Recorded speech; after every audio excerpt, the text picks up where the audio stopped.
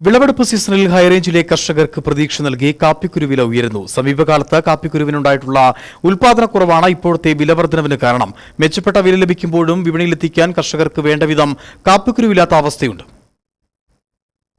മെച്ചപ്പെട്ട വില കൊണ്ട് കൊക്കോയായിരുന്നു കഴിഞ്ഞ വർഷം കർഷകരെ ഞെട്ടിച്ചതെങ്കിൽ ഈ വിളവെടുപ്പ് കാലത്ത് കാപ്പിക്കുരുവാണ് താരം.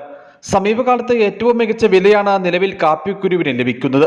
പച്ചക്കുരുവിന് കിലോ 100 രൂപയും ഉണക്കയ്ക്ക് കിലോ 275 രൂപയും പരിപ്പിന് 430 രൂപയുമായിരുന്നു കഴിഞ്ഞ ദിവസങ്ങളിലെ വില.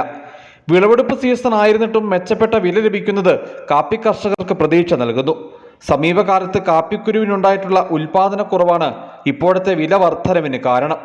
വിലയിടിവായിരുന്നു പല കർഷകരെയും കാപ്പി കൃഷിയിൽ നിന്നും പിന്തിരിപ്പിച്ചത്. വില തീരെ ഇടിഞ്ഞതോടെ കർഷകർ പലരും കാപ്പിച്ചെടികൾ പിഴുതുമാറ്റി പകരം ഏലം കൃഷി ആരംഭിച്ചു. വിലയിടിവിന്റെ കാലത്ത് വിളവെടുപ്പിന് വേണ്ടി വന്നിരുന്ന ഉയർന്ന കൂലിച്ചിലവും തൊഴിലാളി ക്ഷാമവും കാപ്പി കർഷകർക്ക് തിരിച്ചടിയായി. കാലാവസ്ഥാ വ്യതിയാനമായിരുന്നു കാപ്പി കൃഷി കൈവിടാൻ കർഷകരെ പ്രേരിപ്പിച്ച മറ്റൊരു ഘടകം. പലയിടങ്ങളിൽ നിന്നും കാപ്പിക്കൃഷി പാടെ പടിയിറങ്ങിക്കഴിഞ്ഞു. ലഭ്യത കുറഞ്ഞതോടെ കാപ്പിക്കുരുവിന് വില വർദ്ധിക്കുന്ന സ്ഥിതിയുണ്ടായി. നിലവിൽ വിപണിയിൽ മെച്ചപ്പെട്ട വില ലഭിക്കുമ്പോഴും വിപണിയിലെത്തിക്കാൻ കർഷകർക്ക് വേണ്ടവിധം കാപ്പിക്കുരുവില്ലാത്ത അവസ്ഥയുമുണ്ട്. ഇനിയും വില വർദ്ധിക്കുമെന്ന പ്രതീക്ഷയിൽ കാപ്പിക്കുരു സംഭരിച്ചിട്ടുള്ള കർഷകരുമുണ്ട്.